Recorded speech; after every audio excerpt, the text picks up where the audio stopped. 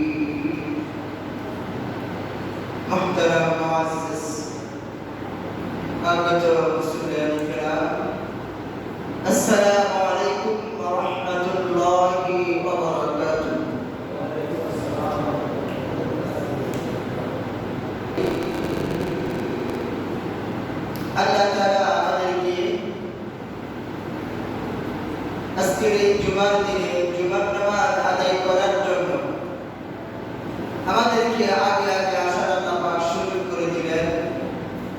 সেজন্য আমরা মালিকের দরবারে শুকরিয়া আদায় করি। সকলে বলি আলহামদুলিল্লাহ। সম্মানিত মুসলিম কেরাম, এটা সফর মাস চলতে আছে। সফর মাসের আজকের আলোচনার বিষয় হচ্ছে খুতবার বিষয় রাসালাতের উপরে ঈমান আনা, রাসালাতকে ভালোবাসা, মহব্বত করা, অর্থাৎ রাসূলের উপর, রাসূলের প্রতি ভালোবাসা মুমিনের কতটুকু হওয়া চাই, এই বিষয়ের উপর আলোচনা। أعوذ بالله من الشيطان الرجيم. بسم الله الرحمن الرحيم. يا أيها الذين آمنوا ادخلوا في السلم كافة ولا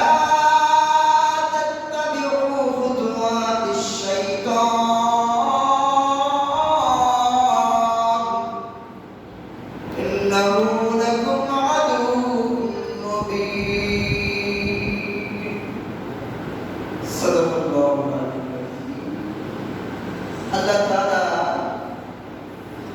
সকল ঈমানদারদেরকে ডেকে বলতেছেন, ও ঈমানদারেরা, তোমরা ইসলামের মধ্যে কি করো? পরিপূর্ণভাবে নাফিল করো। আমি আল্লাহর প্রতি আল্লাহকে ভালোবাসলাম, রাসূলকে ভালোবাসলাম না, রাসূলকে মহব্বত করলাম না, রাসূলের রিসালাতের উপরে ঈমান আনলাম না, তাহলে আমি পরিপূর্ণ ঈমানদার হব না এবং জান্নাতের আশাও করা যাবে না। আল্লাহ তাআলা বলেন, আমানু দুখুলু, তোমরা পরিপূর্ণভাবে দাখিল করো, প্রবেশ করো, কমপ্লিট ভাবে, পরিপূর্ণভাবে। ওয়ালা তাত্তাবিউ খুতুওয়াতিশ শাইতান, তোমরা শয়তানের অনুসরণ করিও না। ইন্নাহু লাকুম আদুউম মুবিন, যারা মুমিন, যারা ঈমানদার, তারা আমাকে ভালোবাসবে। আর আমি যে পয়গম্বর পাঠিয়েছি, লা তাকনাতুম মিন রাহমাতিল্লাহ, ওয়া আরসালনাকা ইল্লা রাহমাতাল লিল আলামিন, আমি রহমান আর আমি রহমত হিসেবে আমার বন্ধুকে পাঠিয়েছি। যারা মুমিন দাবি করো, তোমরা নিশ্চয়ই যারা মুমিন দাবি করো, আদুকুম মুবিন, তোমরা পরিপূর্ণভাবে আমার বন্ধুকে ভালোবাসো। সুবহানাল্লাহ। আল্লাহ নবী কোন এক যুদ্ধ থেকে মক্কায় ফিরছেন, এমন সময় নামাজের সময় হয়ে গেছে, জোহরের নামাজের সময় হয়ে গেছে। যারা রাসূলের সাথে সঙ্গী ছিলেন, সাহাবায়ে কেরাম ছিলেন, তাদেরকে অর্ডার করলেন, তোমরা এখানে তাবু করো, আমরা এখানে নামাজ আদায় করব, সালাত আদায় করব। আর হযরত বেলালকে বললেন, তুমি কি করো, আযান দিয়ে দাও। রাসূল অর্ডার করলেন হযরত বেলালকে আযান দেওয়ার জন্য। হযরত বেলাল আযান দিচ্ছেন, আল্লাহু আকবার, আল্লাহু আকবার, আশহাদু আল লা ইলাহা ইল্লাল্লাহ। এখন আমাদের এই ছোট ছোট বাচ্চাগুলো আসলে 8 বছর 10 বছর বাচ্চারা, এরকম বাচ্চারা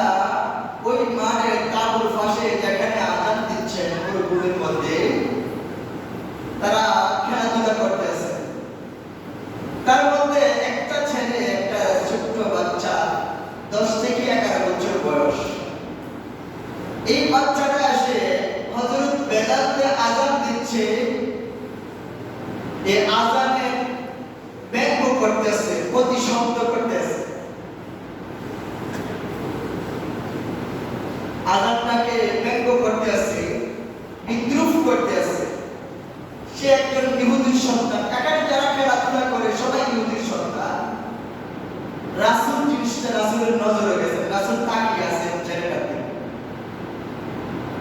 এই ছোট মাসুম বাচ্চাটা বেলালের আযানের সাথে সাথে প্রত্যেকটা শব্দ বিদ্রুপ করে বলতে আছে। আযান শেষ হয়ে গেছে। আযান শেষ হওয়ার পরে অন্য একজন সাহাবী বললেন, ওই বাচ্চাটাকে আমার কাছে নিয়ে আসো। রাসূল প্রথমে ডাক দিয়েছেন, তোমরা সবাই আমার কাছে আসো বাবু, ও শিশু বাচ্চারা সবাই আমার কাছে আসো। তো যে ছেলেটা আযানটাকে বিদ্রুপ করছে, ভয় পেয়ে গেছে যে নবীজি না জানি মারধর করে। এখন আমরা এখানে ছোট ছোট বাচ্চা, আমাদের কোনো মা বাবা এখানে না, দৌড় মারছে। তো সাহাবীকে বললেন তাদেরকে ধরে নিয়ে আসো, যে ছেলেটা আযানটাকে প্রতিশব্দ বলছে তাকে আমার কাছে নিয়ে আসো। সাহাবী দৌড় দিয়ে যায় ওই বাচ্চাটাকে নিয়ে আসলেন। রাসূলের কাছে আসছে আর তার সারা শরীর থেকে গাম করতেছে ভয়। রাসূল নাকি কি জানি বলে, নাকি মারধর করে, না দমন দেয়, ভয় পেয়ে গেছে। ছোট বাচ্চারা স্বাভাবিক, দুষ্টমি করলে মা বাবা মুরব্বীরা ওস্তাদে ডাক দিলে ভয় পেয়ে যায়, এটা স্বাভাবিক। আল্লাহ নবী গভীর মনোযোগ, আল্লাহ নবী তার হাত মোবারকটা ওই বাচ্চার মাথার মধ্যে রাখলেন। বাচ্চাটা যখন বড় করেন বর্ণনা করেন, আমার শরীরটা যেন মোমের মতো ঠান্ডা হয়ে গেল। সুবহানাল্লাহ। আল্লাহ নবী তার হাত মোবারকটা ওই বাচ্চার মাথার মধ্যে রাখলেন, মাথার তালুর মধ্যে রাখলেন আর বললেন, বাবা বলছি বাবু তুমি কি জানি শব্দগুলো বলছিলাম।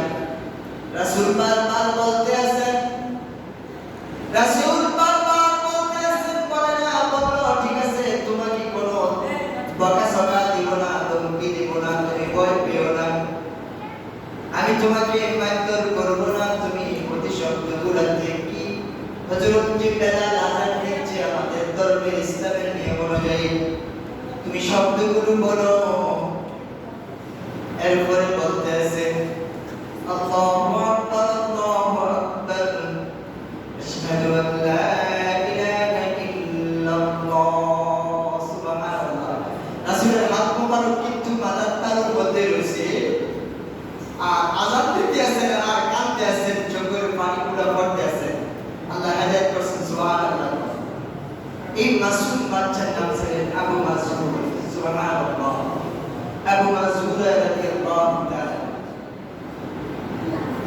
যখন বলছেন আশহাদু আন্না মুহাম্মাদুর রাসূলুল্লাহ, এই শব্দটা বলার পরে আর বলেন ইয়া রাসূলুল্লাহ, ইয়া হাবিবাল্লাহ, নবী গো আমি ইহুদি বংশের ইহুদির সন্তান, আমাদের কাম হচ্ছে আপনাকে যারা যন্ত্রণা দেওয়া, অপমান করা, অপদস্থ করা।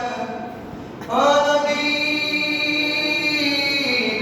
আপনি যে এত মাটির মানুষ, এত মায়ার মানুষ, এত বড় মানুষ, এত শ্রেষ্ঠ মানুষ, রহমতের মানুষ গো নবী, আমি তো জানতাম না। নবী গো আমি আযানকে বিদ্রোহ করেছি, ব্যঙ্গচিত্র করেছি। নবী গো আমি আযান দিতে পারবো, আমার কলমের মধ্যে এটা জারি হয়ে গেছে, আমি আর আযান দিব না। নবী গো আমাকে পড়িয়ে দেন লা ইলাহা ইল্লাল্লাহ মুহাম্মাদুর রাসূলুল্লাহ। সুবহানাল্লাহ। কিতাবে আছে আবু মাহজুরা বয়স হয়ে গেছে, বয়স্ক হয়ে গেছে। ওই যে নবীজি হাত রাখছে,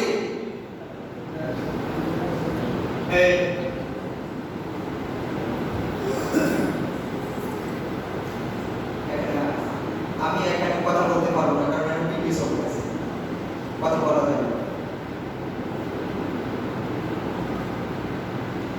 যখন বড় হয়ে গেছে,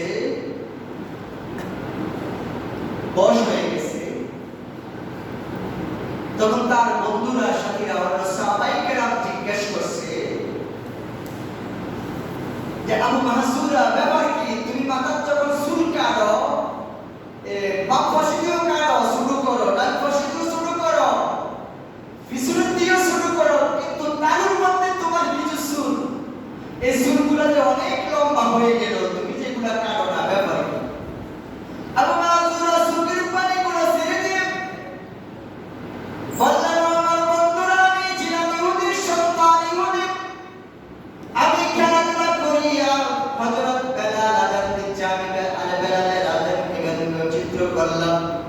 নবীজি আমাকে ডেকে নিয়ে আসলেন, কাছে নিয়ে আসলেন, আর নবীজির হাত মোবারক আমার মাথার তালুর মধ্যে রাখছেন। এই হাত রহমতের হাত, রহমতের হাত, বরকতের হাত, নূরের হাত। ওই হাত আমার চুলের মধ্যে রাখছে, যে হাত আমার চুলের মধ্যে লাগছে, নবীজির হাত মোবারক আমার চুলের মধ্যে রাখছে। ও আমার বন্ধু, বলো তো দেখি, এই হাতের যে হাত, নবীজির হাত আমার চুলের মধ্যে রাখছে, যেই হাতের সংস্পর্শের কারণে আমার জন্য জাহান্নামটা হারাম হয়ে যাবে, আমি কিভাবে নবীজির হাত মোবারকটা আমার চুলের মধ্যে রাখছি, এই চুলের মধ্যে আমি কিভাবে ফুল লাগাই, পিসি লাগাই কাটতে পারি? সুবহানাল্লাহ। আমি রাসূলের এই হাতকে সম্মান করি, তাজিম করি, ইজ্জত করি, আমি কি করি? মহব্বত করি, ভালোবাসি। চিন্তা করছেন? ছোটবেলায় নাবালক ছোটবেলা 10-11 বছর বয়স, নবীর হাতটা চুলের মধ্যে রাখছে। নবীর এই হাতটা রাখার কারণে এই চুলটার যে কত দামি হয়ে গেছে, এটা কত দাম দিছে আবু মাহজুরা রাদিয়াল্লাহু তাআলা। সুবহানাল্লাহ।